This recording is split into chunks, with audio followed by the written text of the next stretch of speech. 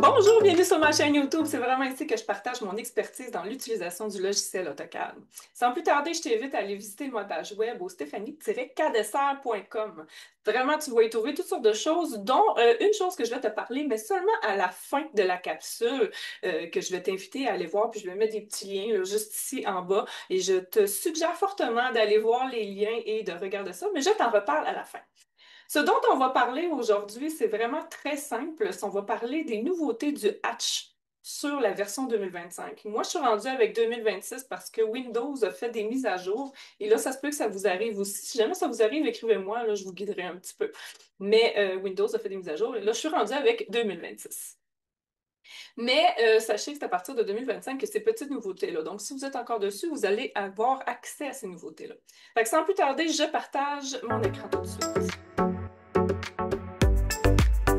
Je tiens tout de suite à le dire, je m'excuse, là, l'éclairage est un peu boboche parce que normalement je fais ça de jour, mais là il est quand même tard, puis je sais que demain il va y avoir des réparations dans mon secteur, fait que ça va faire beaucoup de bruit. Je voulais pas manquer de vous faire la capsule, donc je suis sincèrement désolée pour l'éclairage, mais vous allez bien voir quand même ce que je veux faire.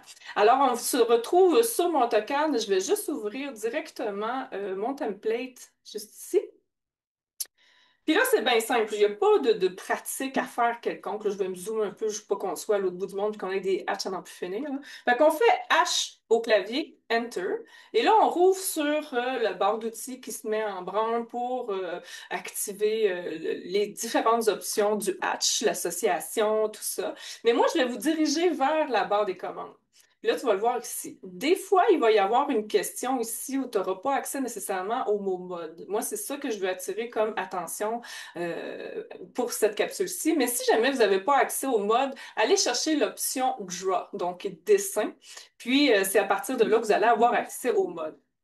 Il n'y a pas juste l'accès mode, mais il y a aussi les accès circle, rectangle et tout ça. Mais je vais y revenir après. Là, je vais parler du mode. Donc, on pèse sur mode ici et là, vous avez Area ou Path.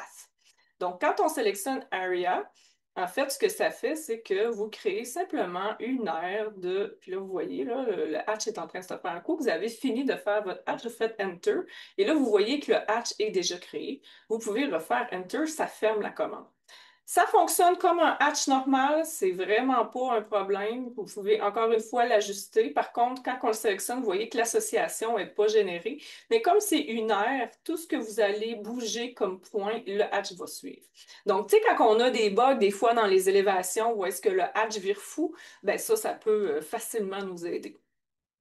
Ensuite, si on refait hatch au clavier, et là, je vais attirer votre attention sur les petites options que vous avez ici en bas. Là, je vois que je n'ai pas l'option désirée et je ne sais pas pourquoi. Donc, si je fais mode à nouveau, puis que je fais mon pass, OK, là, il me le donne. Vous voyez ici, il y a l'option width. Puis width, c'est l'épaisseur. Donc là, on va le changer. Puis là, moi, je veux juste faire des pics à l'écran, là, juste pour définir une dimension. Et après ça, je reviens dans mode et là, je choisis path. Path, en fait, ce que ça fait, c'est que ça va juste me permettre de faire plein de types de lignes si je sors de mon ortho. Tu sais, vous voyez, là, je peux vraiment faire ce que je veux. Puis, je peux faire un close comme quand je fais une polyligne. Ce que ça fait, c'est là que je voulais te revoir, te montrer le path. Le path, c'est vraiment l'épaisseur. C'est comme le global width le width que j'ai changé. C'est comme le global width quand tu fais une polyligne. C'est que ça ajuste l'épaisseur. Mais là, ce que ça fait ici, c'est que ça va ajuster l'épaisseur du trait. Fait que quand on travaille, entre autres, dans un tracé intérieur de mur, ça peut être quelque chose de quand même intéressant. Si jamais ce qu'on veut, c'est se permettre de remplir à la place. Et là, je vais aller chercher ma barre d'outils propriété. Quand on sélectionne la propriété, vous allez voir juste ici, là, il y a Island Direction. Si on le sélectionne puis qu'on fait Ignore, vous allez voir que ça remplit la surface. Par contre, si vous faites ça, c'est que là, ça va changer toutes les dimensions. Mais si vous sortez comme ça va dérégler l'intérieur. Donc ça, c'est à faire attention. Donc si vous leur changez, ça va leur combler automatiquement. Mais c'est quand même quelque chose qui peut être intéressant pour des contours de ligne. Il y a d'autres options aussi. Si je reviens à Hatch, là, vous allez voir, il y a rectangle. Là, c'est tous les mêmes principes que le path, vous avez le circle aussi, mais c'est toutes les mêmes façons de faire. Quand on les sélectionne, on peut revenir ici et faire ignorer. Et là, à ce moment-là, vous allez voir que ça remplit la zone que l'on a dessinée. Alors voilà, c'est ce qui fait le tour de ma petite capsule. Mais avant de vous quitter, je veux vraiment vous parler de mes deux options que j'ai mis en place dernièrement. Ça fait pas vraiment longtemps. Ces deux formations qui sont, et là je m'excuse, là, les ombrages, tout ça, c'est un peu tannant, mais l'information est quand même nécessaire, elle est quand même bonne. Fait que pour une fois, on va s'organiser avec ça. En fait, c'est que ces deux formations que j'ai mis en place. Vous avez le cadre peaufinement et le cadre performance. Il y a déjà quelques personnes qui se sont acquis, qui ont acquis ces deux formations-là. En fait, ce que ça fait, c'est que ça vous permet d'obtenir 3 heures de formation avec moi en fonction de vos besoins et de votre temps. Vous prenez une heure, une demi-heure selon vos besoins et toutes ces formations-là sont enregistrées.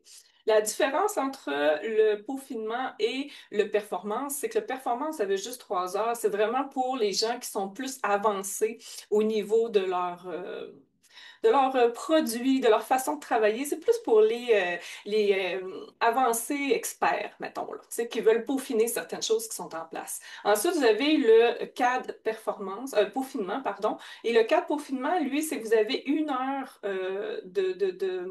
En fait, j'analyse votre façon de travailler. Fait qu'on est une heure ensemble, je regarde comment vous travaillez, je vous dis, ah, ça, tu devrais essayer ça, je vous donne des trucs. Et après ça, vous avez encore une fois le 3 heures que vous pouvez utiliser à votre guise. Donc, ça, c'est vraiment deux petites formations qui sont là pour vous aider à peaufiner vos choses avant d'embarquer des fois, soit pour peaufiner votre template, soit avant de mettre en action la mise en place de template, mais ça ne remplace pas le template, ça c'est certain. Moi, je pousse toujours pour qu'il y ait un très bon template dans vos dossiers. Donc voilà, je lâche le blabla. Je vais mettre les liens juste ici en dessous. Je t'invite à aller les visiter, je t'invite à aller les voir et je t'invite aussi à t'abonner à ma chaîne si tu veux ne pas rien manquer parce que je fais de plus en plus de shorts qui t'amènent à t'interroger sur ta méthode de travail, t'interroger sur la façon que tu vas d'intégrer des choses dans ta production. Donc sur ce, je vous dis à une prochaine capsule!